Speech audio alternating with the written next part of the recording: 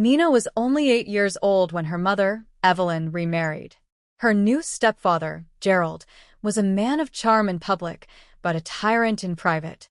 He had a smile that deceived the world, but behind closed doors, his eyes darkened with something menacing. From the very beginning, he made it clear that the house belonged to him, and everything in it, including Nina, was under his control. At first, his cruelty was subtle. He ignored her presence at the dinner table, making her feel invisible while showering Evelyn with affection. If she spoke out of turn, he would shoot her a cold, warning glance. Soon, small slaps replaced words. Then the punishments escalated.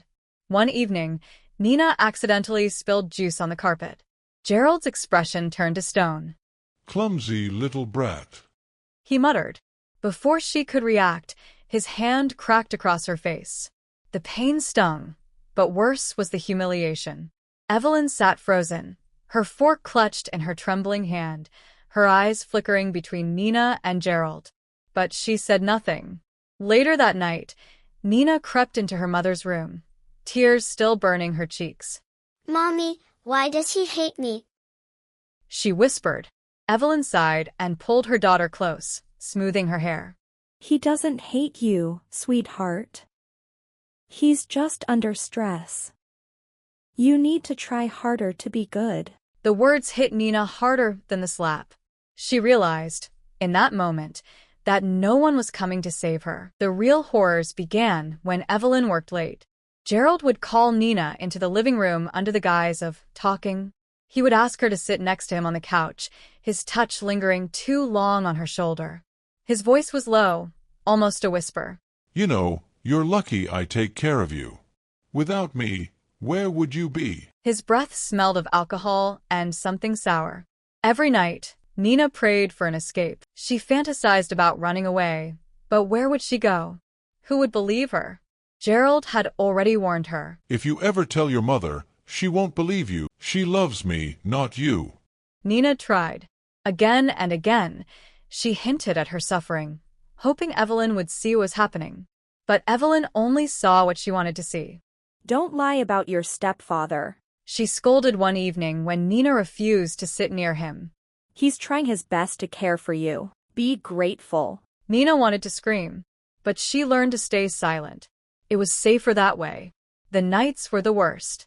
She would lie in bed, curled up like a wounded animal, praying Gerald wouldn't come into her room. Some nights he did. Some nights he didn't.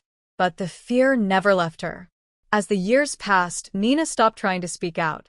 She carried her pain in silence, knowing there was no one to rescue her. The house became her prison, and Gerald her warden. Her only solace was school. Books became her escape, and she poured herself into her studies with a desperate focus. If she could just excel, if she could just get good enough grades, she could leave. She could be free. And so, she waited for the day she could finally run and never look back. Nina grew up determined to escape the life that had been forced upon her. She threw herself into her studies, using books as a means of survival. Despite the torment at home, she excelled academically and earned a scholarship to a prestigious university, a place far away from Gerald and Evelyn.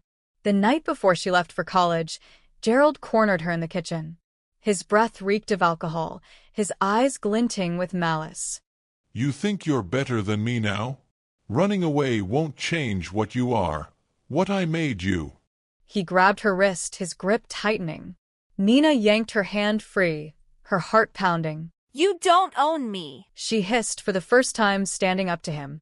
For a moment, he looked startled, then smirked. "We'll see how long you last on your own." She didn't look back when she left the house the next morning. For the first time, she was free, physically at least. But the memories still clung to her like shadows, refusing to let her go. At university, she poured herself into her studies, often staying up all night in the library. The silence of the bookshelves became her refuge, a place where she could exist without fear. But the ghosts of her past haunted her in the form of nightmares, cold hands grabbing her wrists, whispers of "you'll never be free" echoing in the dark. One evening, as she walked back to her dorm after a late-night study session, she heard footsteps behind her. Panic surged through her veins. She turned sharply, her breath coming in short gasps. It was just a fellow student heading in the same direction, but Nina still sprinted the rest of the way to her room, locking the door behind her. She sank to the floor, her hands shaking. No matter how far she ran, the fear was still inside her. Determined not to let the past dictate her future, she took on extra coursework, filling every moment with studying or part-time jobs. She rarely socialized, avoiding campus parties or events where alcohol flowed freely. The smell reminded her too much of Gerald. During one lecture, her professor called on her unexpectedly, and she froze. The eyes of her classmates were on her, waiting. Her heart pounded, her mind flashing back to Gerald's cruel taunts. She forced herself to take a breath and answered the question with a steady voice. It was a small victory, but a victory nonetheless. By the time she graduated with honors, she had mastered the art of control. She carried herself with confidence, her head held high. No one saw the broken girl inside, the one still haunted by a childhood stolen from her. She had escaped Gerald's house, but she had yet to escape the prison of her own mind. Nina built an empire. She became a renowned entrepreneur, owning a chain of successful businesses. People admired her intelligence, her resilience, and her beauty. But beneath her poised exterior, she was a woman afraid to let anyone in.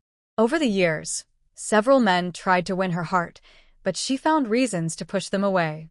"You're not my priority," she would say. "I'm focused on my work." But then she met Daniel. Daniel was different. A kind-hearted man, a pastor with a soft voice and a patient soul. He didn't push. He didn't demand. He simply stayed, proving with time that not all men were monsters. Still, Nina hesitated. How could she trust him? How could she believe in love when her own mother had abandoned her for a man? One evening, Daniel invited her to a church gathering. She almost declined, but something in his eyes made her agree. As they sat in the candlelit sanctuary, a woman stood up to share her testimony of pain, betrayal, and eventually, healing. The words struck Nina like a blade.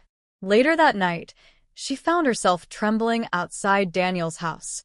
When he opened the door, she broke down, sobbing in his arms. "I don't know how to let go," she whispered. Daniel held her close, his voice gentle.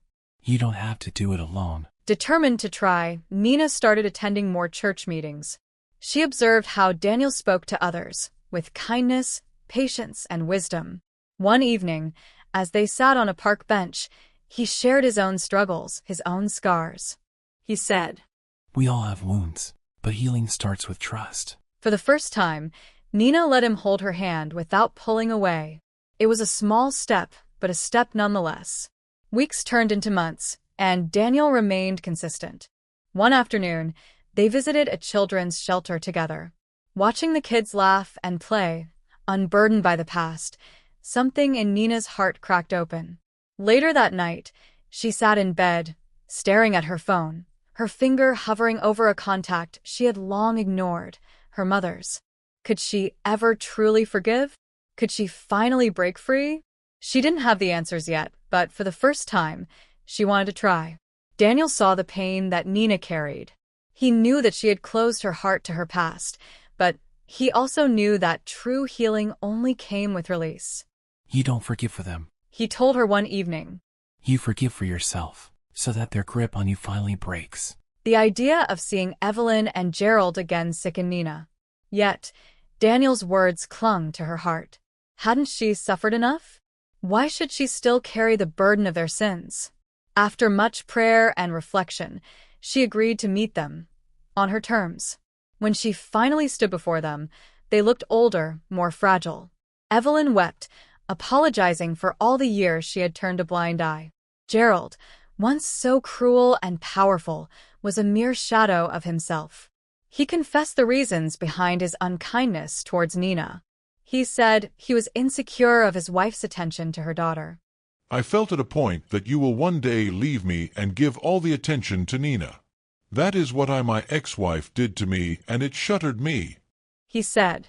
Nonetheless, he added, This is not enough excuse or reason to maltreat my stepdaughter. I have grown to understand that I was just being unwise. My daughter, please have mercy that our God will forgive me too. I want to have peaceful rest. Again, her mother burst out in tears and said, Forgive me, Nina, my only child. I have been a careless mother all these times. I neglected you and refused to share in your pain. I was scared to lose Gerald because of how helpful he was to us. I was willing to ignore all his wicked actions and stay with him for us. It's all my fault. Oh God, have mercy. Nina, I'm sorry. For a long moment, Nina said nothing. Then she took a deep breath. I don't hate you anymore.